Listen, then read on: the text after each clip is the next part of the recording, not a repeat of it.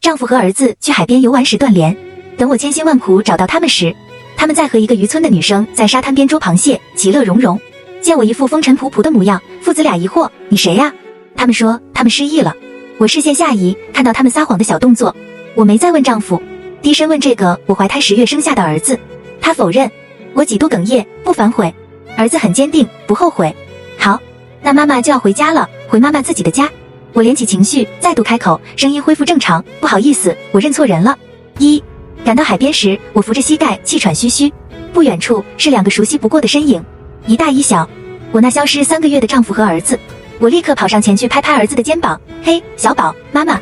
还没等我说完，余光处冲出一个身影，将我推到一边。小鱼，你看看姐姐找到了什么？少女扎着麻花辫，手上拎着一个桶。男人很自然地接过，其乐融融。月月姐，你好厉害，捉到这么多螃蟹。他们才注意到一旁的我。许月有些警惕，这位女士，你是？她也听到我刚才的动静。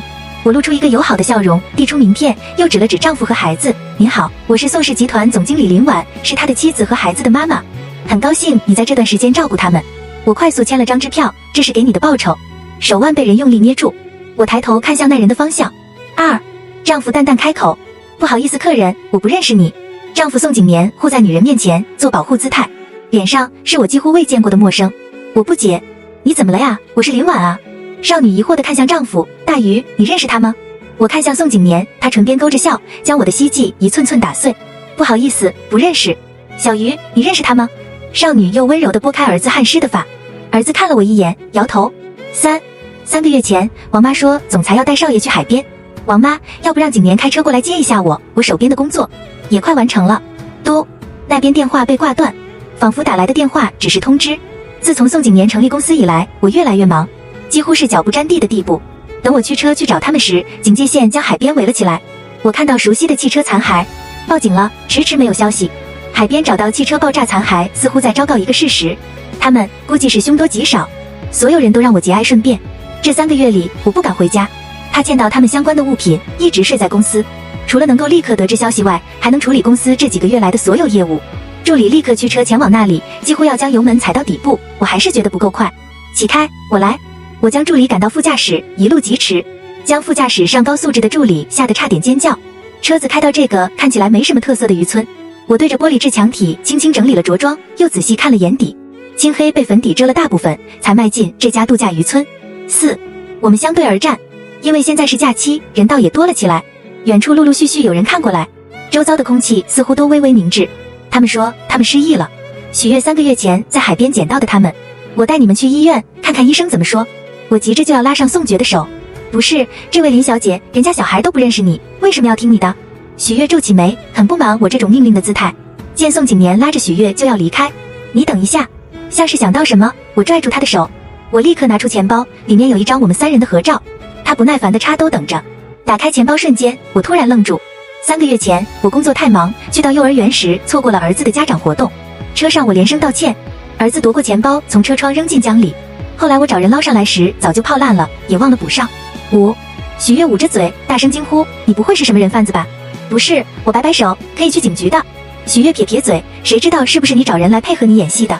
他警惕心很强，我还有点感激他对他们这么负责。赶过来时很急，我舔舔干涩的唇，没管这些，径直要去拉儿子的手。宋珏立刻惊声尖叫：“你不要碰我！”看向我的眸光带着浓浓的警惕，那不该是看亲生母亲的目光。我是你的妈妈，小珏，你不要吓妈妈！我几乎要落泪，红着眼要去抓他的胳膊。我被人猛地推开，失去平衡，跌坐在沙滩上。小宝怎么了？许月连忙低下身子关切宋珏。一个妇女突然冲出来朝我叫嚷：“人贩子都敢光天化日之下抢人了呀！”一些来度假的大爷大娘最看不惯这种人，直接将我拽到一旁进行教育，又将我挎包夺下检查。不是，你们误会了。我还没来得及解释，就被人推到一边。热心肠的他们将我的东西翻来覆去检查，没有任何可疑物品。众人有些尴尬。许月突然指着一瓶喷雾，疑惑：“妈，你看，这不会是迷药喷剂吧？”这不是。还没等我解释，嘿呦，让我看看是不是。许母抄起喷雾，就是猛按10几下，直冲着我眼睛喷。我立刻抬手遮住眼睛，那些白色粉末全都落在我特意梳得一丝不苟的头发上。儿子脚步微动，手被许月拉住。宋景年对他微微摇了摇头。许月护犊子似的将宋珏护在身后，遮住我看向儿子的视线。我抬眼对上那个少女，他应该只有20岁，眼中一闪而过的挑衅没有及时收起。7，哎，这不是防晒喷雾吗？站得近一点的大娘认出瓶身上的字，每次度假她女儿都会塞在她行李箱的必备物品，场面更加尴尬。徐母直接将瓶身丢在我身上，撇撇嘴，谁知道里面装的东西是不是迷药？我捉住她的手，那你看看我什么时候晕？我知道我现在一定很狼狈，但我不甘对峙着。1分钟，2分钟，直到5分钟过去，我没有出现任何晕倒症状，眼睛很疼，我掏出手机就要报警，顺便让警察作证我确实是宋珏的妈妈。丈夫突然拦住我的动作，我的妻子会给儿子剥螃蟹，林小姐，你能吗？她拎起桶里放到我面前，她手很好看，此时随着动作青筋微凸起，里面的螃蟹还在跳动着。我微微发怔，明明证明我身份的办法有很多种，为什么要选择这个？我看向儿子，宋珏眼睛立刻移向别处，心里有什么东西缓缓揭开，答案似乎很明显了。我螃蟹过敏，严重到一碰身上就起密密麻麻的红疹，这些宋景年最是清楚不过。宋珏还不能独立行动时，所有饮食都是我亲力亲为。有次我是卸周温度时，脸上和手密密麻麻长满红疹，昏倒过去。那天恰好宋景年下班早，小宋珏在病床上抱着我哭得很厉害，谢谢坏坏，我不要吃谢谢了。我眼神下移，宋景年右手微微摩挲着，他没意识到。一瞬间，我突然明白了什么。众目睽睽下，我慢慢撑得站起。我没有再问宋景年，蹲在儿子面前轻声说：“小宝，你告诉我，是不是还在生上次妈妈没来参加活动的气？”他眼睫轻微颤动，但很快回答：“不是，是我真的不认识你。”场面很僵直，我视线下移，宋珏右手拇指无意识地扣着食指指甲。儿子和丈夫撒谎都有一个小习惯，儿子是扣指甲，儿子在撒谎。看着这个我怀胎10月生下来的孩子，我心脏疼得无以复加。蹲在地上缓了一会儿，我慢慢抬头哑着声问他：“你确定吗？如果确定的话，那妈妈就要离开了。通俗来讲，我不是这个世界的人。10年前我来到这个世界，任务是救赎破碎少年。攻略任务结束后，我向他保证不会走了。很巧，过几天正好是我和他婚姻7周年。和他结婚那夜，他抱着我哭，一遍又一遍问我是不是再也不会离开了。他边哭边用力，我无奈连连道是。其实我还有一次离开的机会，只是为了给宋景年安全感，但我怕他疑心又起，我没有说。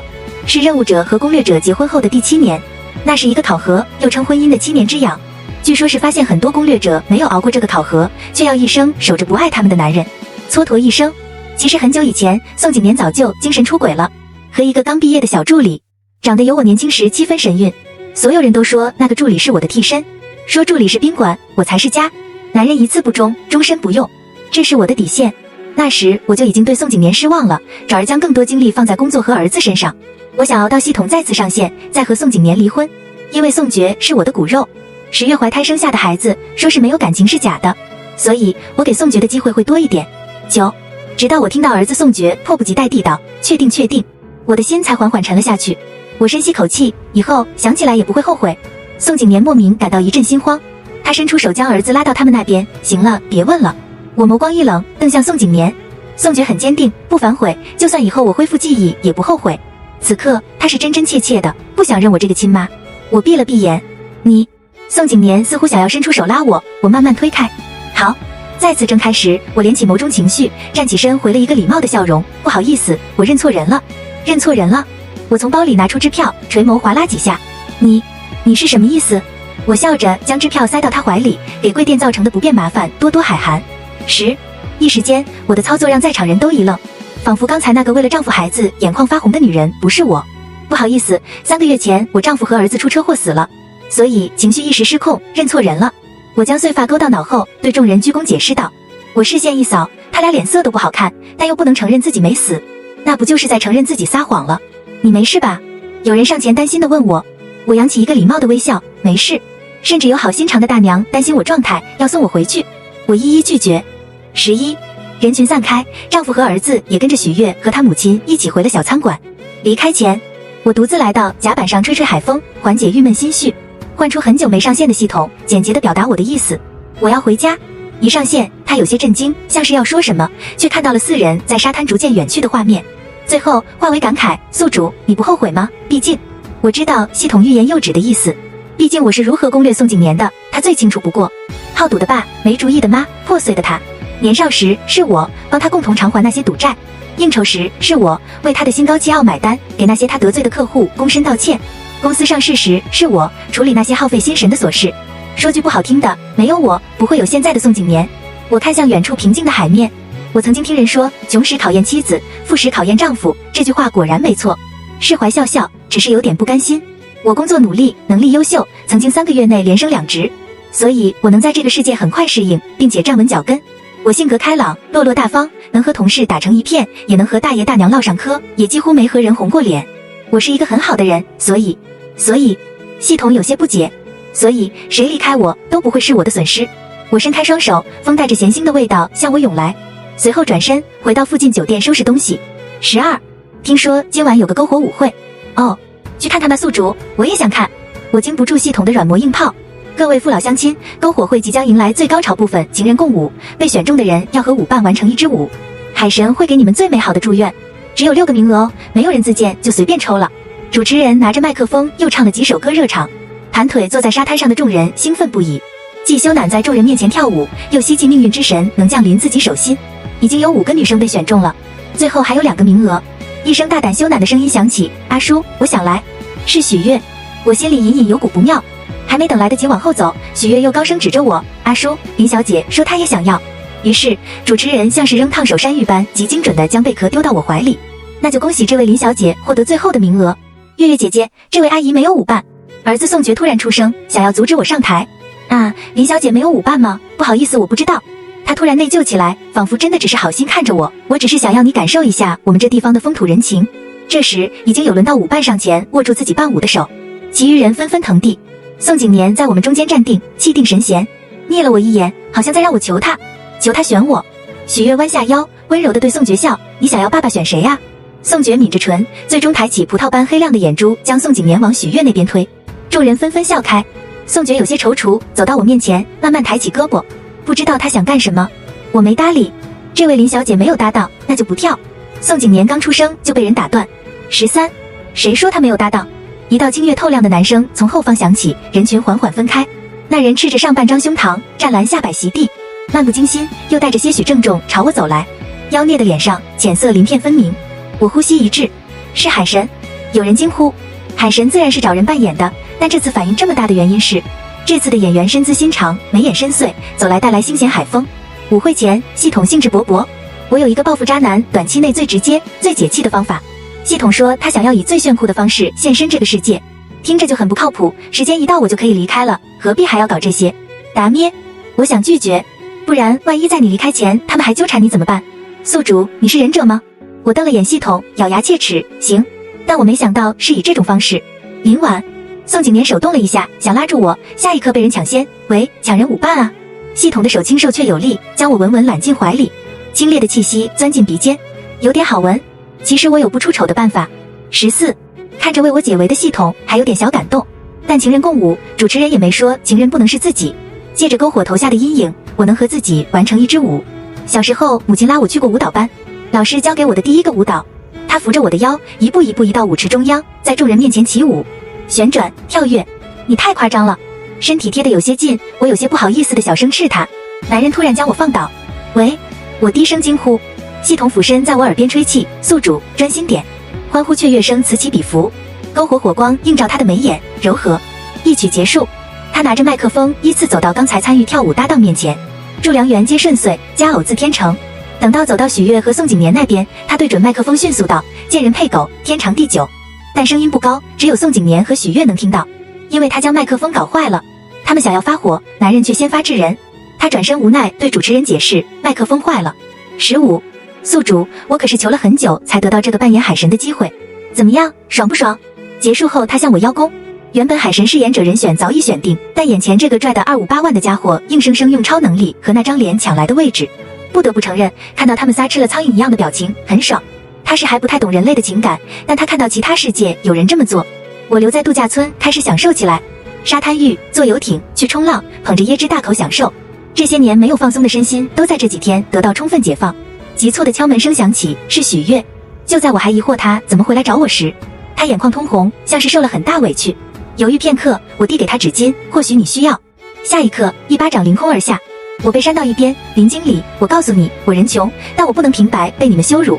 宋景年冲出来，将女孩死死护在怀里，抱着她的脑袋安抚她躁动的心绪，随后看向我，像是做了极大的让步。我和儿子跟你回去，是不是就不会打扰阿月了？我错愕看着这3个疯子。宋景年满眼失望地站在一旁安抚许月，而宋觉冲出来推了我一把，坏女人，都是你，不然奶奶不会来得这么快，月月姐也不会受伤。果然爸爸说的没错，你没有心，只是为了任务才对我们好。我猛地看向宋景年，他心虚地看向别处，原来是这样，怪不得，因为儿子以前不是这样的。宋觉的变化是最近才开始的，开始对我冷漠，开始对我挑剔。那时我只以为是我太过忙于工作，又或者是小孩子特有的叛逆期，我没当回事。16，直到3个月前一个晚上，我听到宋景年和儿子说系统的事，我才明白异常，当即就和宋景年吵了一架。没想到在半年前，宋景年就和儿子说了。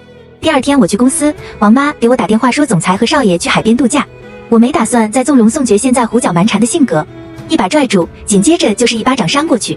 儿子愣住，呆呆看着我，半晌没有动作。这些年没教好他，我有错。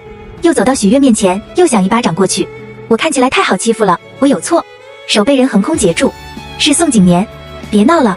少女惊呼，抬起湿漉漉的眸子。我反手就给了他2巴掌。他最该死！他被我扇偏到一边，抵着后槽牙笑。解气了吗？解气了就别找阿月的麻烦了。17，昨天尽兴的舞会还没回味完，又有新的热闹看。众人纷纷驻足，是宋母赶了过来，派人直接砸了许月和他妈妈的小餐馆。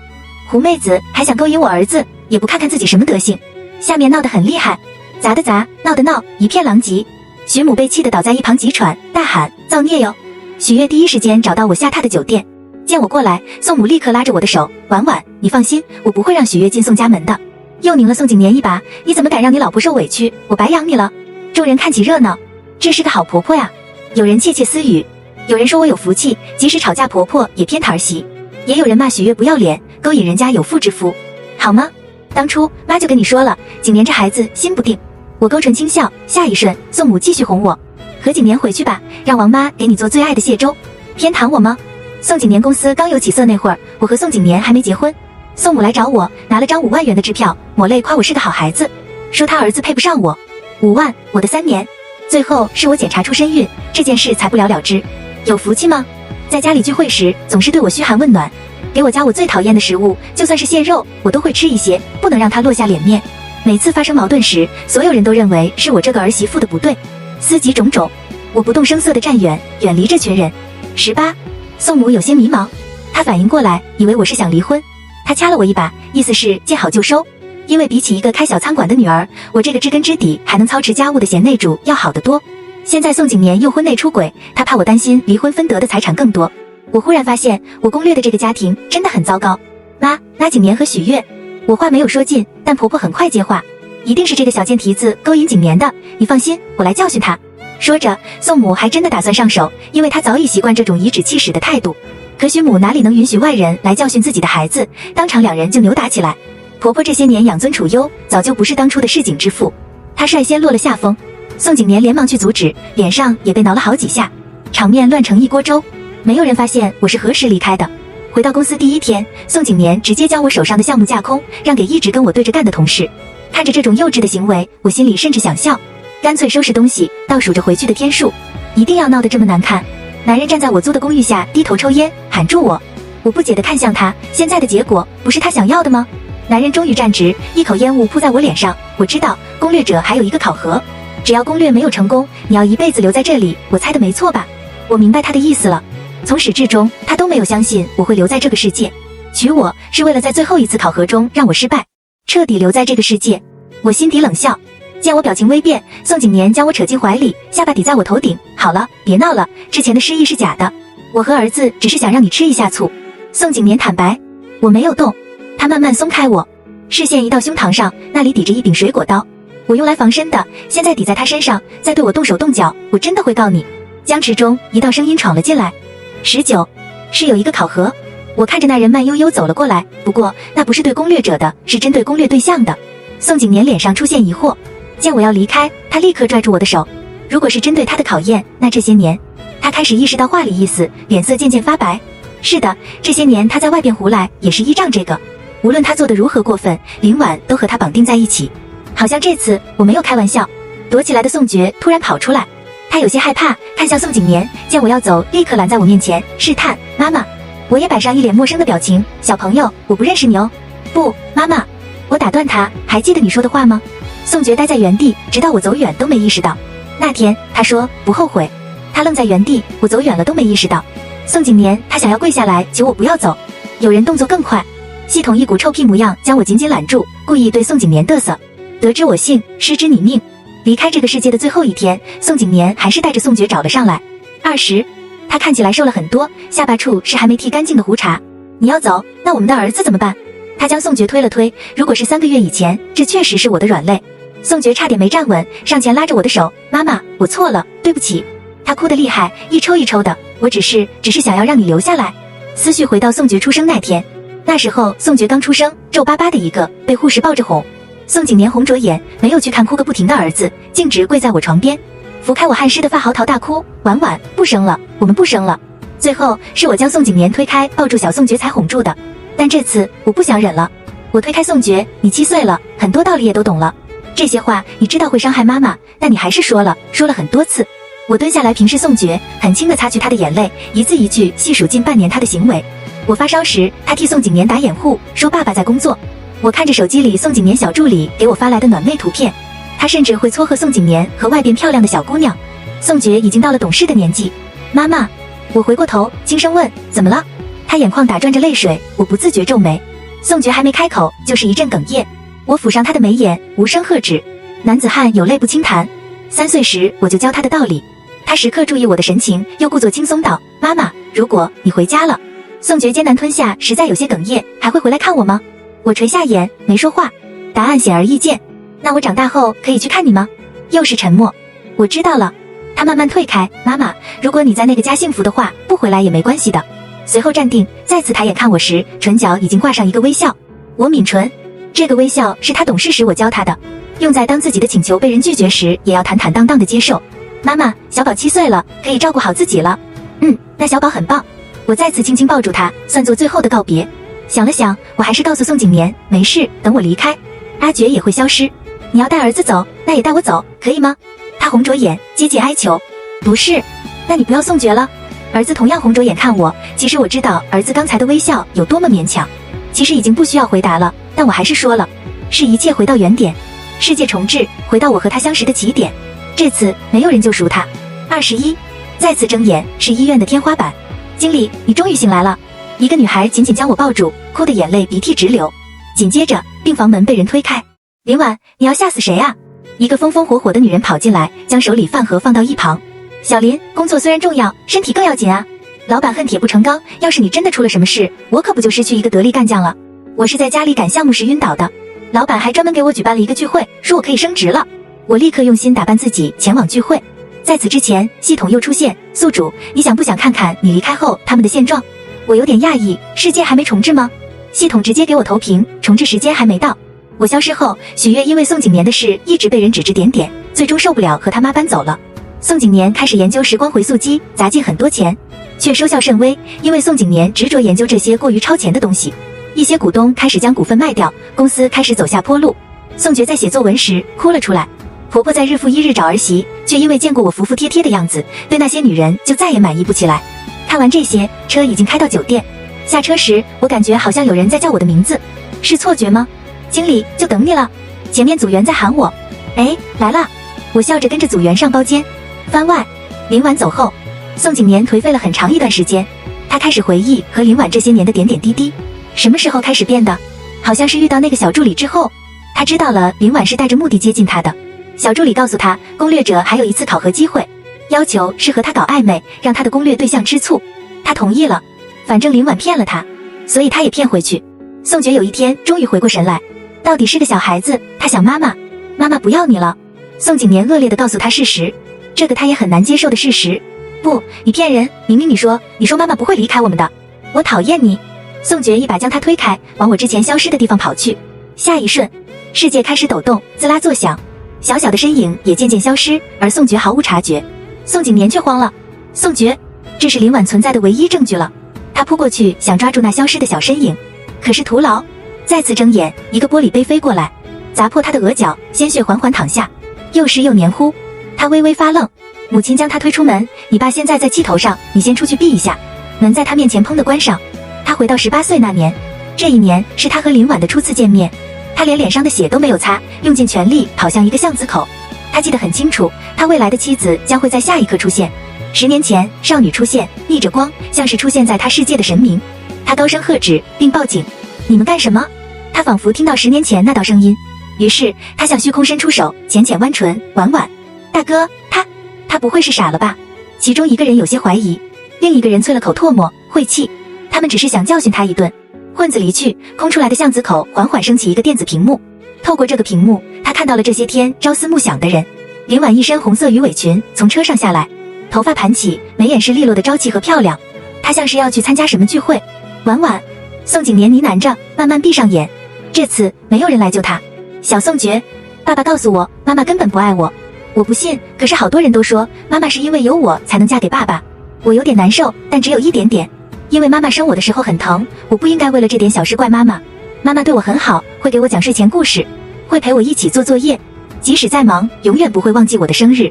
可半年前，爸爸告诉我，妈妈其实不是这个世界的人，她任务一完成就会回家。任务是和学校老师布置的作业一样吗？爸爸说，任务完成，有个东西要来带走妈妈，离开我们。我很少见到爸爸表情那么严肃的样子。可我们这里不是妈妈的家吗？爸爸告诉我，妈妈其实还有一个家。我不想妈妈回家，我被吓得发抖，几乎要哭。爸爸说，不让妈妈完成任务的办法很简单，就是我和爸爸都不搭理妈妈，一直等到那道声音的出现。在度假村，妈妈好像真的很难过。我想问爸爸，为什么不直接对妈妈好，然后让妈妈留下来呢？爸爸说，只有让妈妈任务失败的方法是最保险的。他说，以后补偿妈妈的机会还有很多。舞会上，其实我可以做妈妈的舞伴的，但妈妈身边出现了一个很帅的叔叔，妈妈会对那个叔叔笑，比面对爸爸的时候开心多了。妈妈真的不要我了。我知道我也有错，可错误已经造成了。妈妈以前给我一个订书机，让我对其他人说一句不好的话就往书上钉一个钉子，如果那人原谅我，就可以将钉子拿下。可那本书上留下了钉子的洞，无法复原。妈妈，对不起。妈妈，我爱你。全文完。